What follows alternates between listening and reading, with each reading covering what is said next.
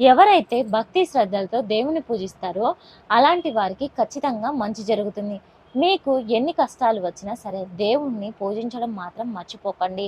ఏదో ఒక రోజున మీరు గొప్ప స్థాయికి ఎదుగుతారు కాబట్టి అయితే మన ఇంట్లో దీపారాధన చేసే సమయంలో ఆ దేవుడు ముందుగానే కొన్ని సాంకేతికాలను పంపిస్తాడట. ఆ శుభ సాంకేతికాలను గుర్తిస్తే దేవుని ఆశీర్వాదం సంపూర్ణంగా లభిస్తుంది. విపరీతమైన అదృష్టం కలిసి వచ్చి కోట్లు ఆస్తులు కలిసి వస్తాయట. మీరు చేసే పూజలకు దేవుడు సంతోషిస్తే ఎలాంటి సాంకేతికాలను తెలియజేస్తాడో ఇప్పుడు మనం ఈ వీడియోలో తెలుసుకుందాం. ముందుగా మన ఛానల్ని చూసేవాళ్ళు సబ్స్క్రైబ్ చేసుకోకపోతే సబ్స్క్రైబ్ చేసుకోండి. అలాగే చిన్న లైక్ చేసి కమెంట్ చేయడం మాత్రం మర్చిపోకండి. బ్రహ్మ ముహూర్తంలో దేవతలు తిరుగుతూ ఉంటారు కాబట్టి ఉదయం 3 గంటల నుండి 4:30 మధ్యలో ఎవరికైనా మెలకువ వస్తే మీ ఇంట్లోకి దేవతలు తిరుగుతున్నారని అర్థం. ఒకసారి ఇంట్లో దీపారాధన చేసే సమయంలో మనకు తెలియకుండానే కన్నీళ్లు వస్తాయి. దీపారాధన సమయంలో మీ కంటి నుండి కన్నీళ్లు వస్తే మీరు చేసే పూజకు మంచి ఫలితం రాబోతుందట. ఇక మీ కష్టాలన్నీ తొలగిపోయి సుఖ సంతోషాలతో జీవిస్తారని అర్థం. అలాగే దేవునికి హారతి ఇచ్చేటప్పుడు ఒక్కొక్కసారి దేవుని ముఖంలో చిరునవ్వు కనిపిస్తుంది. హారతి సమయంలో దేవుడు నవ్వినట్లుగా అనిపిస్తే చాలా శుభశకునంగా భావించాలి. ఎవరైనా ఇలా కనిపిస్తే మాత్రం ఇక మీ జన్మ ధన్యమైపోయినట్లే. మీరు చేసే పూజలన్నీ నేరుగా ఆ దేవుని పాదాల చెంతకు చేరుతాయని అర్థం. అలాగే పూజ గదిలో దీపం వెలిగించేటప్పుడు ఒక్కొక్కసారి మన చేయి కాలుతూ ఉంటుంది. ఇలా జరిగితే అశుభంగా భావించాలి. పూజలో మీ చెయ్యి కాలితే మీరు ఏదో తప్పు చేశారని అర్థం. కాబట్టి ఎటువంటి చెడు ఆలోచనలు లేకుండా భక్తి శ్రద్ధలతో దేవుణ్ణి పూజించాలి.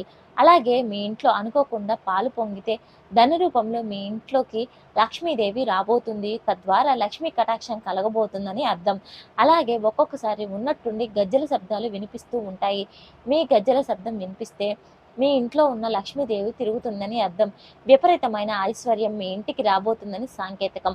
అలాగే ఒక్కొక్కసారి మన ఇంట్లో ఎవరు ఉన్నట్లుగా అనిపిస్తే ఇలా అనిపిస్తే మాత్రం మీ ఇంట్లో దేవతలు ఉన్నారని సాంకేతికం. మీ ఇంటికి అదృష్టం పట్టబోతుందని అర్థం. అలాగే ఇంట్లో దీపారాధన చేసేటప్పుడు ఒక్కొక్కసారి దీపంలో నూనె లేకపోయినా సరే దీపం అలాగే వెలుగుతూ ఉంటుంది. ఇలా జరిగితే మాత్రం చాలా అదృష్టంగా భావించాలి. మీ ఇంట్లోకి దేవతలు పూజ గదిలో దీపం వెలిగించిన తర్వాత దీపం ప్రకాశవంతంగా వెలిగితే మీరు చేసే పూజలకు దేవుని ఆశీర్వాదం లభించుతుందని అర్థం. మీ పూజలకు దేవుడు సంతోషంగా ఉన్నాడని, మీ కోరికలన్నీ వెంటనే నెరవేరబోతాయని అర్థం. అలాగే ఇంట్లో దీపారాధన చేసే సమయంలో దేవుడి పటం నుండి పువ్వులు పడితే చాలా శుభ సాంకేతికంగా భావించాలి. దేవునికి పెట్టిన పువ్వులు అకస్మాత్తుగా కింద పడితే మీరు చేసే పూజలకు దేవుడు సంతోషంగా ఉన్నారని అర్థం. మీ ఇంటికి మంచి జరగబోతుందని శుభ సాంకేతికంగా గుర్తించాలి. ఈ పువ్వులను దేవతలను ఆశీర్వాదంగా భావించి మీ బీరువాలో పెట్టుకుంటే డబ్బు పరంగా ఐశ్వర్యంగా కలిసి వస్తుంది. మీ ఇంటికి బాగా కలిసొస్తుంది కాబట్టి జీవితంలో డబ్బు కొరత ఉండదు.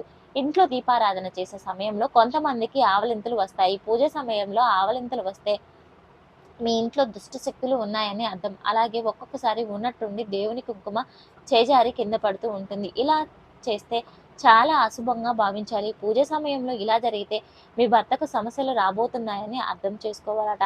ఇలా కుంకుమ కింద పడినప్పుడు దానిని చీపురుతో ఒడవకుండా ఆ కుంకుమను చేత్తో తీసేసి పారుతున్న నీటిలో కలిపితే ఎలాంటి దోషం ఉండదు.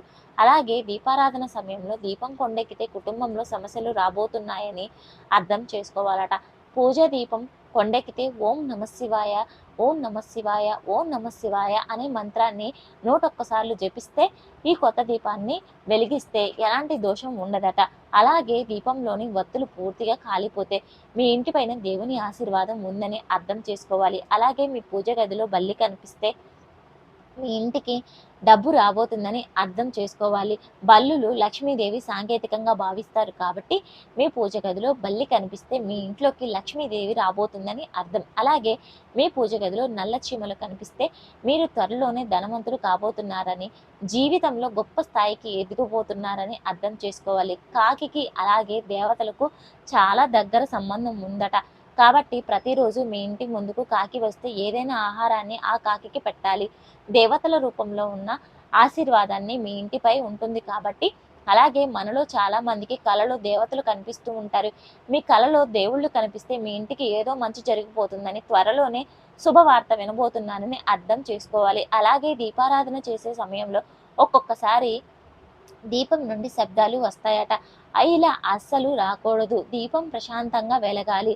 అంతేగాని శబ్దం చేస్తూ దీపం వెలిగిస్తే పూజలో కొన్ని పొరపాట్లు జరిగాయని అర్థం చేసుకోవాలి. దేవుని పూజలో కొబ్బరికాయను వెంటనే దానిని తీసేసి మీ కాళ్ళను చేతులను శుభ్రంగా కడుక్కొని కొత్త కొబ్బరికాయను కొట్టాలి. ఇలా చేయటం వల్ల ఎలాంటి దోషం ఉండదు. అలాగే దేవునికి పెట్టిన నైవేద్యానికి తరచు చీమలు పడుతూ ఉంటే మీ నైవేద్యాన్ని కూడా దేవుడు స్వీకరించాడని అర్థం చేసుకోవాలి. మీ ఇంట్లో ఒక చోట 3 బల్లులు కనిపిస్తే మీ ఇంట్లోకి లక్ష్మీదేవి రాబోతుందని, తద్వారా లక్ష్మీదేవి కటాక్షం కలుగుతుంది. అలాగే తులసి మొక్క దగ్గర బల్లులు కనిపిస్తే మీ ఇంటి పైన లక్ష్మీదేవి ఆశీర్వాదం ఉందని, లక్ష్మీదేవి స్వరూపమైన తులసి మొక్క ఎండిపోతూ ఉంటే మీ ఇంటికి కీడు జరగబోతుందని సాంకేతికం. ఉప్పును లక్ష్మీదేవి స్వరూపంగా భావిస్తారు కాబట్టి మన చేతి నుండి ఉప్పు కింద పడిపోతే మీ ఇంట్లో డబ్బు నష్టాలు జరిగిపోతున్నాయని అర్థం చేసుకోవాలి. మీకు ఎక్కడైనా గొడ్లగూబ కనిపించినా మీకు మంచి జరిగిపోతుందని శుభ సాంకేతికంగా భావించాలి. మీ ఇంట్లో అకస్మాత్తుగా ఎలకలు కనిపిస్తే అది దురదృష్టానికి సంకేతమట. తరచు మీ ఇంట్లో ఎలకలు కనిపిస్తే భవిష్యత్తులో ఏదో ఒక చెడు జరగబోతుందని అర్థం చేసుకోవాలి.